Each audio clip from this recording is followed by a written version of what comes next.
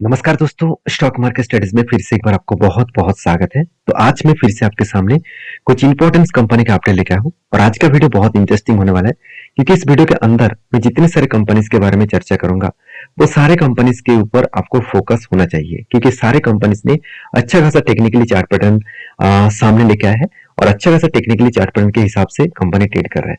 तो वीडियो में आगे बढ़ने से पहले मैं रिक्वेस्ट करूंगा, चैनल को सब्सक्राइब नहीं किया तो जरूर कर लीजिएगा और इस वीडियो को टोटली एजुकेशन पर्पस में ही मैं आपके साथ शेयर कर रहा हूँ। तो प्लीज बाय एंड सेल का रिकमेंडेशन मत समझ लेना। तो चलो देख लेते हैं कौन सा कंपनी है इस वीडियो के अंदर। फर्स्ट जो कंपनी है जिसके बारे में चर्चा करूं उसका नाम है केपीआईटी टेक्नोलॉजीज।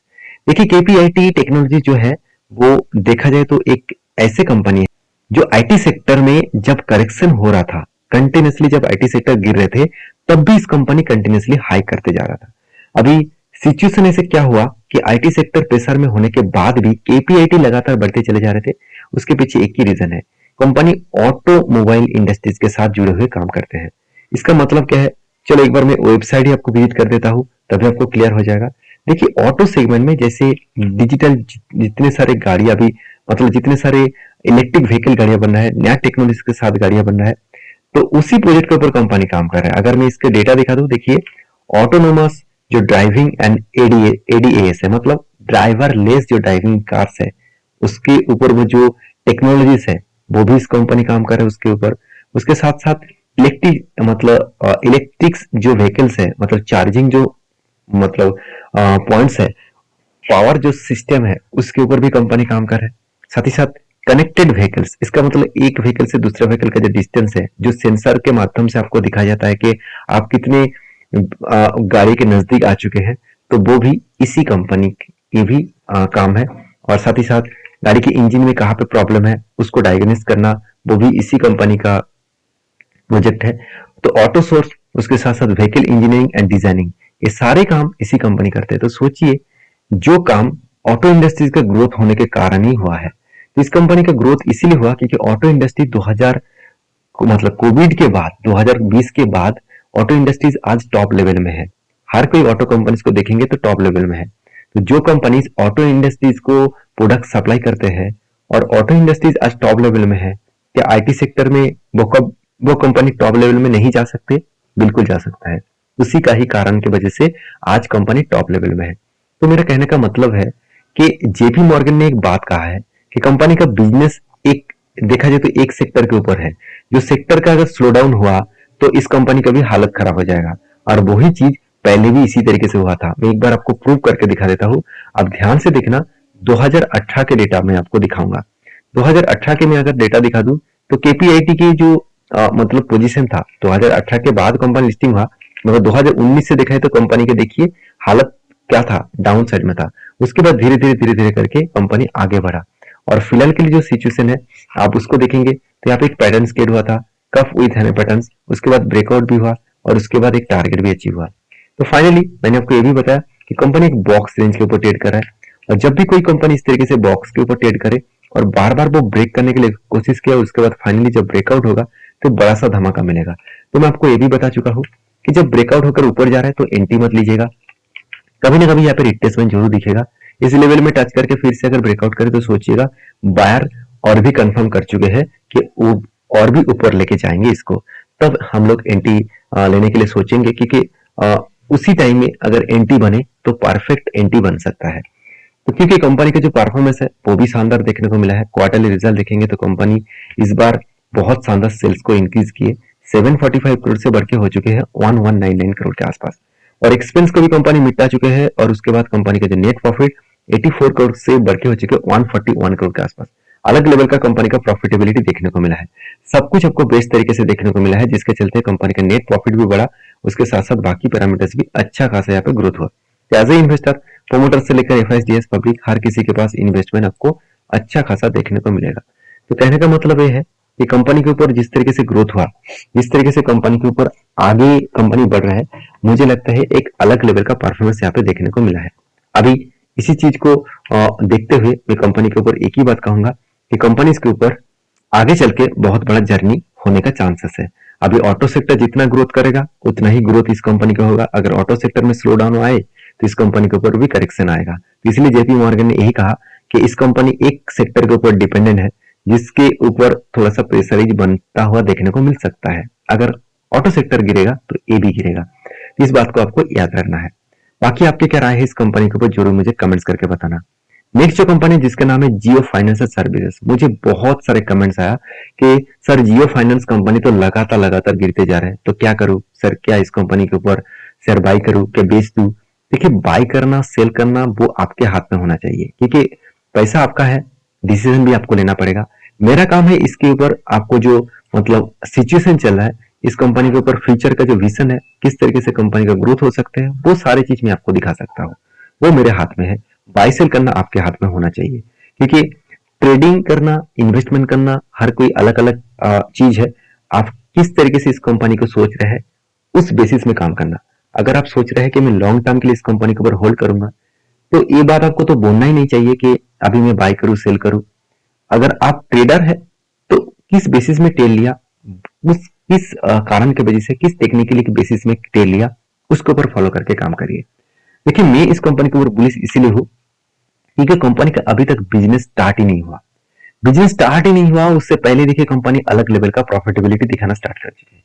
सेल्स अलग लेवल में हुआ है, एक्सपेंस भी अलग लेवल में हुआ, कंपनी का प्रॉफिटेबिलिटी भी देखिए डबल के आसपास हो चुके हैं।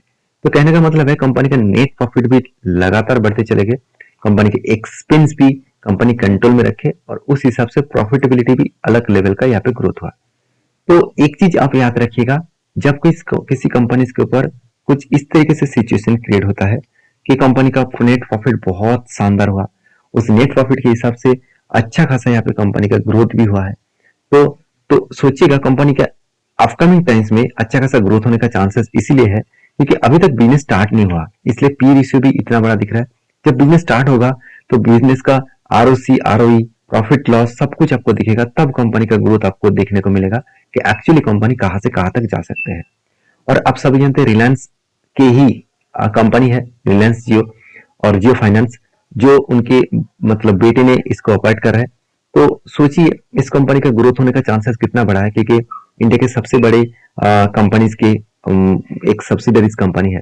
तो मैं इस कंपनी के ऊपर बुलिश इसीलिए हूँ क्योंकि अभी तक कंपनी का बिजनेस स्टार्ट नहीं हुआ, फिर भी इस कंपनी के ऊपर इंस्टीट्यूशन कंटिन्यूसली इसके ऊपर होल्डिंग को मेंटेन कर रहा है। अगर कंपनी में खराबी होता, कंपनी अगर बेकार होता, तो इंस्टीट्यूशन उसके ऊपर कभी भी इतनी बड़ी क्वांटिटी ऐड नहीं करता। सोचिए 1 लाख करोड़ का मार्केट कैप कंपनी के ऊपर 21% का होल्डिंग रखना, मतलब सोचिए कितना बड़ा होल्डिंग कंपनी लेकर चल रहा है। तो कितने बड़ी क्वांटिटी के, कितने बड़ी अमाउंट के होल्डिंग्स को लेकर चल रहा है। तो मैं इस कंपनी के ऊपर बुलिश इसीलिए हूँ क्योंकि कंपनी के ऊपर परफॉर्मेंस ठीक है, जब बिजनेस स्टार्ट होंगे और भी अच्छा खासा परफॉर्मेंस दिखेगा। और रही बात इसका डिलीवरी का डेटा, तो लास्ट कुछ फ्यू डेज में देखिए कंटिन्यूसली अच्छा खासा डिलीवरी उठाया जा रहा है। 75 60 to 55 इस तरीके से एवरेज लेवल का डिलीवरी देखने को मिला है। जब किसी कंपनी का एवरेज लेवल का डिलीवरी देखने को मिलता है, उस कंपनी का ग्रोथ होने का चांसेस और भी ज्यादा बढ़ जाते हैं। अब यही चीज को मैं चार्ट पैटर्न के हिसाब से बात करूं तो मैंने आपको एक मेंशन करके दिया था, कफ विथ हनी पैटर्न। तो जब cough with Honey pattern create हुआ, उसके बाद एक ब्रेकआउट भी हुआ, और आपको मैं बहुत बार बोल चुका हूँ कि जब इस तरीके से cough with Honey pattern create होगा तो एक बात को आप याद रखना, तो उसको ब्रेकआउट होना चाहिए, तभी एक कंफर्मेशन आपको मिलेगा। तो देखिए कंपनी कंटिन्यूसली क्या हो रहा है, सेल ऑफ हो रहा है, कंटिन्यूसली सेल ऑफ हो रहा है, और सेल ऑफ होने के बाद एक रेंज के ऊपर कंपनी टिके हुए है। उस रेंज को यहाँ पे क्या किया, ब्रेकआउट भी किए, और ब्रेकआउट करने के बाद मुझे लगता है धीरे धीरे करके वो अप टेन में फिर से यही रेंज को वो टच करेंगे, क्योंकि देखिए रेंज के हिसाब से कंपनी ट्रेड कर रहा है, ऊपर गया, नीचे आया, फिर से नीचे आया, फिर से ऊपर जाएगा। तो यही होता रहेंगे जब से कंपनी बिजनेस स्टार्ट ना करे। तो अगर आप ट्रेडिंग के हिसाब से सोच रहे हैं तो मेरे हिसाब से बेस्ट अपॉर्चुनिटी है। अगर आप एज ए इन्वेस्टमेंट के हिसाब से सोच रहे हैं तो उस हिसाब से काम करिए, क्योंकि यहाँ पे जिस तरीके से पैटर्न क्रिएट हुआ, मेरे सबसे पसंदीदा पैटर्न है जब भी कोई सपोर्ट रेंज के आसपास कुछ इस तरीके से पैटर्न क्रिएट होते हैं, जब कोई ग्रीन कैंडल और रेड कैंडल को ब्रेकआउट करते हैं कोई भी ग्रीन कैंडल के माध्यम से, तो हायर चांसेस है उसके ऊपर एक बड़ा एंट्री और एक बड़ा टारगेट बन सकता है। तो मैं तो इस कंपनी के ऊपर बुलिश हूँ, आपके क्या राय है जरूर कमेंट्स करके बताना। नेक्स्ट जो कंपनी उसका नाम है उज्जीवन फाइनेंस सर्विसेज कंपनी। तो उज्जीवन फाइनेंस सर्विसेज लिमिटेड जो एक फाइनेंस सर्विसेज कंपनी है, इस कंपनी के ऊपर मैं एक ही बात कहूंगा कि कंपनी के ऊपर आपको फोकस होना चाहिए, क्योंकि फाइनेंस इंडस्ट्रीज में ग्रोथ अपकमिंग टाइम्स में बहुत ज्यादा बनने वाला है। क्योंकि देखिए बहुत सारे छोटे से लेकर बड़े से हर जगह पे आपको दुकान और बिजनेस ओपन होता देखने को मिले है। उसके कारण की वजह से लोग फाइनेंस लेने के लिए तैयार है, चाहे वो बैंक से हो, चाहे वो कोई फाइनेंस कंपनी से हो, चाहे वो गोल्ड को गिरवी रखकर हो, चाहे घर के जो कागजात है उसको गिरवी रखकर हो, तो कुछ भी करके वो लोन उठा लेंगे मार्केट से बिजनेस को करने के लिए, क्योंकि हर किसी के मन में यही हो रहा है कि मैं बिजनेस करूं। अभी देखिए जब इतने ज्यादा स्टार्टअप इंडिया में बढ़ चुके हैं, इतने ज्यादा लोग बिजनेस कर रहे हैं, देखिए कितने बिजनेस सक्सेस हुआ, कितने लॉसेस में गया, वो अलग बात है। लोगों का जो करने का जो जुनून है वो बहुत ज्यादा बढ़ चुके हैं, क्योंकि हर लोग जानते हैं, अभी हर लोगों को समझ में यही आ रहा है कि जो डेवलप कंट्री है वो बिजनेस करके ही आगे बढ़े हैं। ऐसे नहीं कि जॉब करके कुछ करके वो आगे बढ़े हैं, बिल्कुल नहीं। जॉब करके कोई भी कंट्रीज आगे नहीं बढ़ सकता, क्योंकि जॉब अपॉर्चुनिटी क्रिएट करने के लिए भी बिजनेस होना जरूरी है। मान के चलिए आज टोटल आपके एरिया में 5 ऑफिसेस है, 5 ऑफिसेस में कितना लोगों को जॉब मिलेगा, कितने लोगों को वहां पे जॉब मिलेगा? मान लेता हूँ हर ऑफिसेस में 10, 15, 20, तो चलो 100 लोगों को आपको जॉब मिला, मगर बाकी लोगों को क्या? तो अगर बिजनेस ज्यादा होंगे, मान के चलिए यहाँ पे आपके एरिया में 100 बिजनेसेस है, तो सोचिए कितना ज्यादा लोग, अगर 5 लोगों करके भी जॉब में रखा गया तो 500 लोग वहां पे जॉब करेंगे। तो इस सारी चीज को कहने का मेन मकसद यही है कि उज्जीवन फाइनेंस सर्विसेज कंपनी धीरे धीरे करके आगे बढ़ रही है, इसका परफॉर्मेंस भी बहुत शानदार हो रहा है। जैसे देखिए आरओसी और आरओई दोनों ही बेस्ट लेवल में देखने को मिला।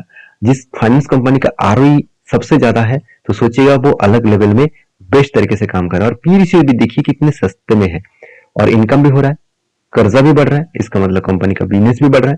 कंपनी का क्वार्टरली रिजल्ट के बारे में बात करूं तो सेल्स लगातार बढ़ते चले गए। ऐसे नहीं कि कंपनी के ऊपर में सिर्फ यही बात कर रहे हो कंपनी अच्छा है, कंपनी का बिजनेस अच्छा है, ऐसे बिल्कुल नहीं। कंपनी का परफॉर्मेंस देखेंगे तो आपको सब कुछ क्लियरेंस हो जाएगा कि हाँ सही में कंपनी के दम है। तो कंपनी का सेल्स ग्रोथ बढ़ा, कंपनी के एक्सपेंस भी कंपनी मेंटेन्स किया, और उसके बाद कंपनी की जो प्रॉफिटेबिलिटी है, नेट प्रॉफिट भी लगातार बढ़ते चले गए। ये सारे पॉइंट्स कंपनी के फ्लेवर में है, जिसके चलते मैं यही कहूंगा कि कंपनी का आगे चल के और भी ज्यादा ग्रोथ और पोटेंशियल बढ़ सकता है। तो कंपनी के ऊपर एज ए इन्वेस्टर शायद इसीलिए एफएस और डीएस ने अच्छा खासा होल्डिंग को वो कंटिन्यू करा है। चाहे एफएस हो, चाहे डीएस हो, चाहे पब्लिक हो, हर किसी के पास इस कंपनी का होल्डिंग आपको देखने को मिलेगा। तो एफएस डीएस पब्लिक हर किसी के पास होल्डिंग्स दिखेगा।